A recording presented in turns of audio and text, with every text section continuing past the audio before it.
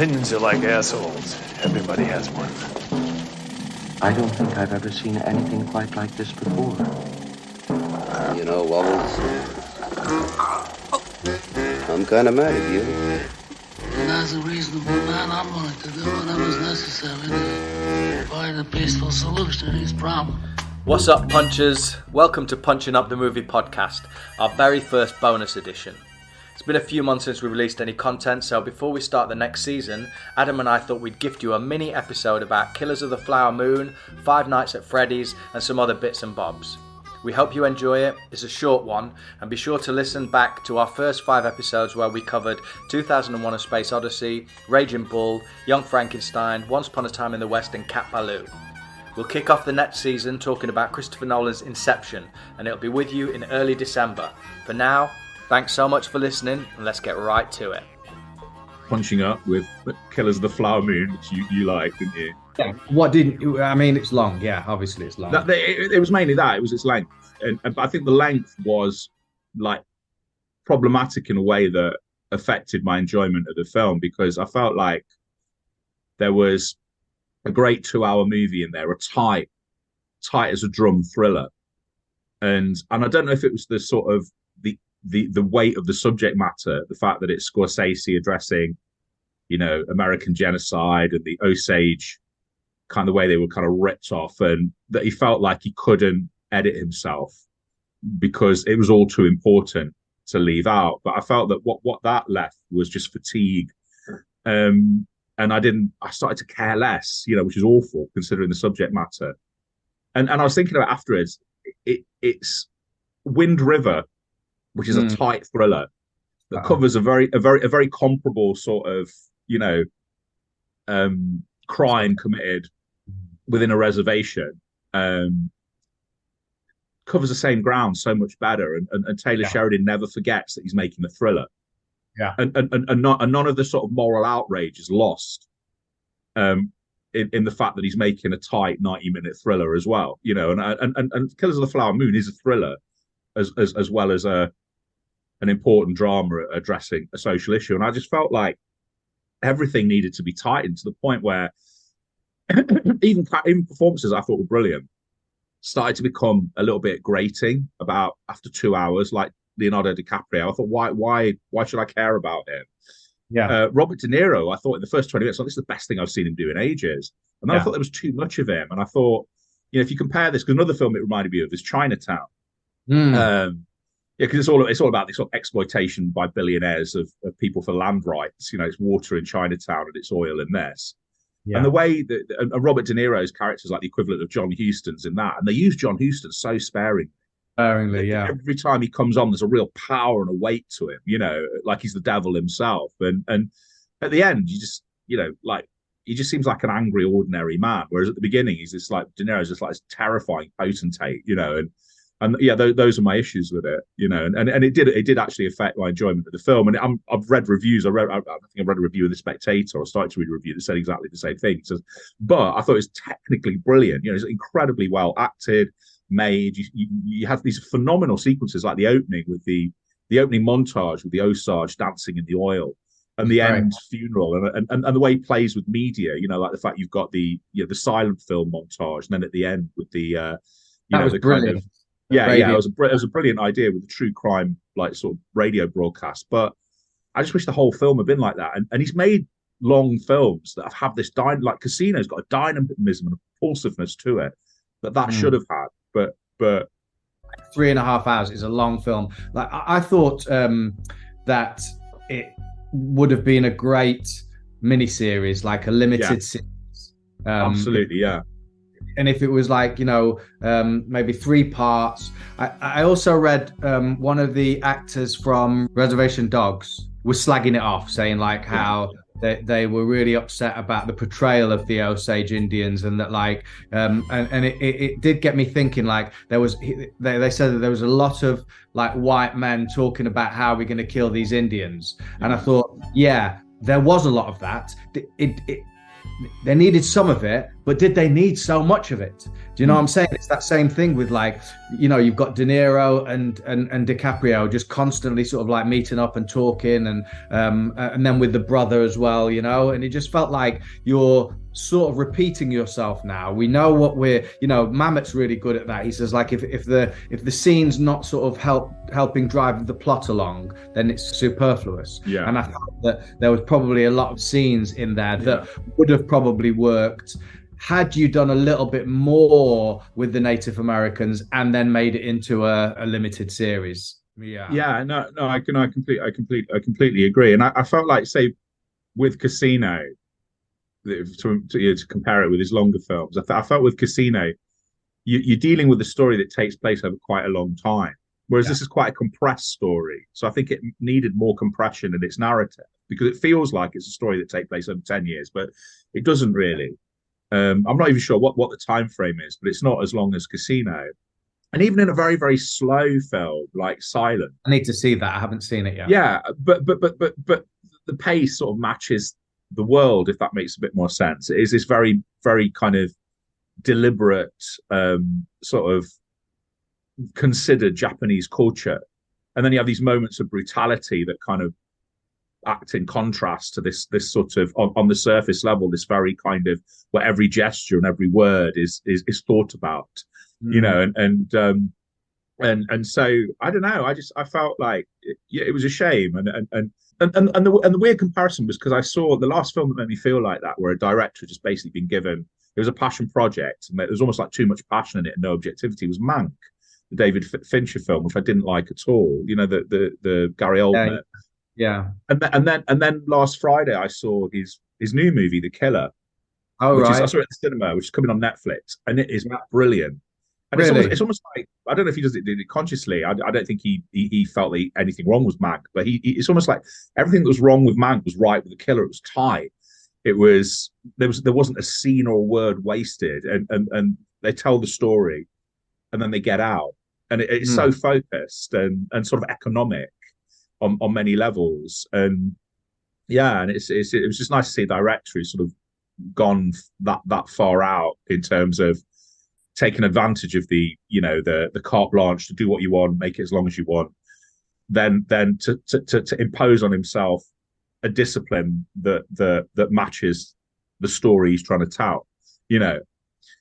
So yeah, those were my thoughts. I'd read that Scorsese was influenced by Ari Aster, by the fact that he'd done a big Midsummer, big Beau is Afraid. Obviously, Beau is Afraid was like very divisive anyway, and I didn't really enjoy it as much as his previous two films. But he was saying that he wanted to give himself like space, allow this thing to open up. And you know what? Like, fair enough. He's Scorsese. He's done pretty much everything, and he's done it great. He's done it all in all different ways. I suppose as a piece of entertainment, stroke thriller, stroke historical piece, it doesn't work like it should have worked, really. No. As you said, like by the end with De Niro and DiCaprio in prison together, like it's like porridge or something, like. It didn't really. You don't care, as you say. You don't care about the sort of the devilry of De Niro, and DiCaprio was a bit of a whining little bitch the whole way through it. Anyway, yeah, it was. It really felt like nice acting and everything, but if it's not constructed well. And then I read that Schoonmaker was upset that some places had put an intermission in, like around the world, like Brazil or something. She was like not happy about that. But they're putting intermissions in England now. Are they really? Certain cinemas have sort of taken it upon themselves to like put intermissions in, which I think is a good idea. I don't think it's. I don't know. They had one in 2001, didn't they? They have an intermission. They did, but that was put in specifically, like properly. Yeah. Like the director wanted that in. Yeah, like, that's the thing. Then if the cinemas decide to take it upon themselves over what the director and the filmmakers want, that's when I'm not really into it. And I was fine all the way through the film. I knew it was going to be 3.5 hours. Okay, this is going to be long. I'm probably going to find this a bit boring. And so then when I didn't find it so boring, I was like, okay, I enjoyed that. It was quite fun, But then on reflection, thinking about picking it apart, it was. Did you see? Have you seen anything else? Did you see? Yeah, I saw. Well, I saw Five Nights at Freddy's. Fun, good. No, it was awful. It was. I I'll keep my voice down because there's small members of people in the household that love Five Nights. I like the game. I think the game's great. I thought the film's abysmal. Yeah. I thought it was like I don't know if you've watched the game or played the game or anything. Played like little that. bits of it, yeah. But the reason it succeeds is because it's a very. I know there's a mythology that unfolds over the games. It's very simple, isn't it? You stay in a room, you watch monitors, you try not to let your electricity run out, and it's very static. It's very ambient. There's no music. A lot of the fear is generated by ambient noise and little chuckles from the monsters and things like that. And what they do is they just throw in loads of story. They've got sort of, is it Josh Hutcherson, who's like this bloke who suffered all this trauma to do with a missing brother, and they spend about 45 minutes setting that up before and then sort of tie themselves in knots trying to tie all the Freddy mythology to what's happened to him. And then when the attacks start happening, it's just not very exciting, not very well edited, not very gory, and it's scored, which and so they sort of kind of lose track of what makes the game scary, which is a still camera and lots of noise, one person in one location, and I felt like even though it was flagrantly a five guys named Freddy, a Five Nights at Freddy ripoff was the Nicolas Cage movie Willy's Wonderland, which I was going to say was a lot of fun, right? And does it better. That does it the way they should have done it. It's like you don't know anything about Nicolas Cage's character. They establish very quickly why these creatures. It's a sacrifice, isn't it? They're kind of possessed town fathers, and they keep the town.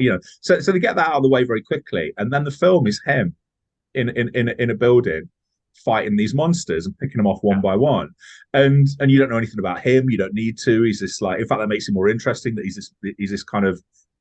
He's this silent, possibly mute drifter, and they've just messed with the wrong drifter, and he's just taken them all out. And I thought, well, that's the Five Nights at Freddy's film I was hoping. And the irony is, like the flagrant like ripoff has done a better job. Yeah, it was packed. I've not, people queuing out of the cinema. I've not seen that for ages. All cosplayed up to the eyeballs. I'm just loving it. And I felt, why are you enjoying this? You're fans. They're clearly fans. They're laughing at like little in jokes. Completely over my head. Like someone says something in a diner, like something like lunch is the most important meal of the day, and they'll start wetting themselves. I thought, well, obviously that's for the fans. But I thought, why don't you want a better film? Why are you so happy with this? And people were cheering at the end. The audience was really annoying as well. There was lots of making like game noises and just chatting and laughing and saying things too loud and like photographing the screen. And I was quite amused to find out that fights had actually broken out in certain cinemas, or in one cinema in England there'd been a Five Nights at Freddy's brawl in the cinema. And I thought it was just, they were appalling audiences, and I just hated it. It was awful. And then I saw Psycho, which was a palate cleanser later that day. Nice. And then The Killer a couple of days later, which was just a joy, Right. So there we are. It's my view. Very nice, mate. Very nice. Well, the only other film I think I saw apart from Killers of the Flower Moon was Once Were Warriors. So I read the book when I was in England. It was on the shelf, and the book's really interesting. It's like it's almost written in dialect a little bit.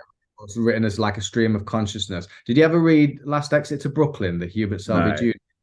Like that's a little bit like that, where it's almost like there are no full stops or there's no punctuation. It's just like, this stream of consciousness.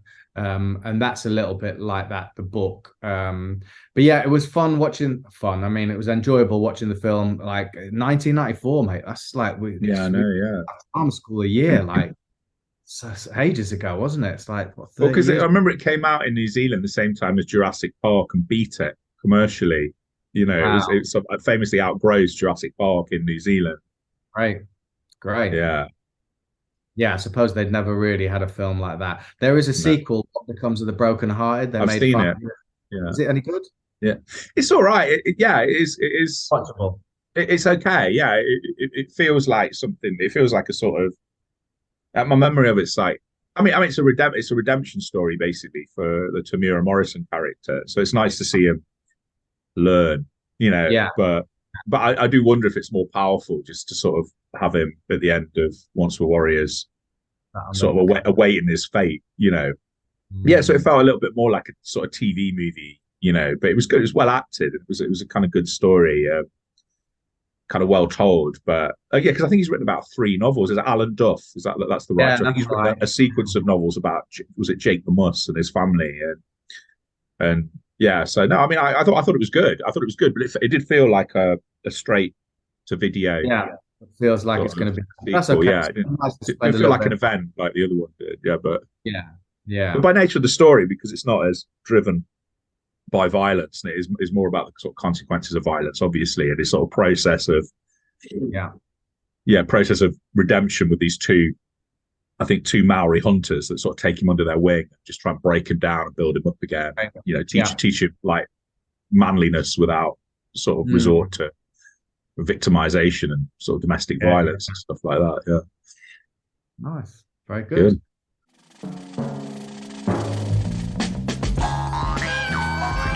The mission has been completed. Groovy.